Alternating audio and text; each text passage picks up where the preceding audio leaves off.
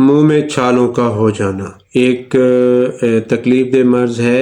सफ़ेद सफ़ेद छाले हो जाते हैं, गालों के इर्द गिर्द अंदरूनी हिस्से पे झिल्ली मुतवर्रम हो जाती है, ज़बान भी सूज जाती है, बंदे के लिए खाना पीना बहुत मुश्किल हो जाता है।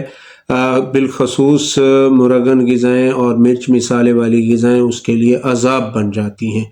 ये मामला ख़ास तौर पर उन लोगों में होता है जिनको मैदे के अमराज हों, जिनका मैदा ख़राब रहता हो, उनका निज़ाम इंहज़ाम जो है वो कमज़ोर हो, मैदे में तेज़ाबियत हो, मैदे में अल्सर हो, तो ये मसाइल ज़्यादातर अमूमन देखे जाते हैं। ये एक कॉमन मसला है, बहुत सारे लोगों में होता है। तो इसका मैं आपको एक बेहतरीन हल बता रहा हूँ, एक टोटका भी साथ में बता रहा हूँ।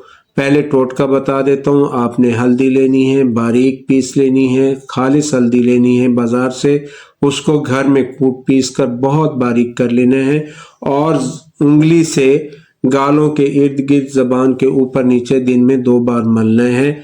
हल्दी को पानी में डालकर उससे गरारे करने हैं। ये एक बेहतरीन नुस्खा है।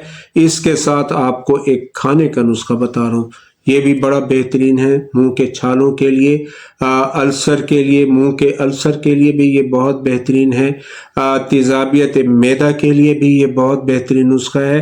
तो चलते हैं नुस्खे की तरफ। तबशीर, कबूद, इलायची खुर्द, कबाब चीनी, कस सफ़ेद, कशनीज़, दाना इलायची खुर्द, मग्ज़ कमल गट्टा, ये सारी चीज़ें आपने 15-15 ग्राम लेनी है।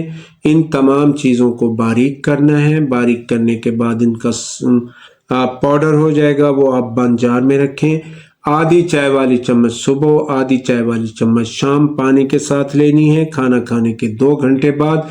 याद रहे कि मुरगन ग़िज़ाओं से, तेज़ मिर्च मिसाली वाले खानों से आपने मुकम्मल अवॉइड करना है।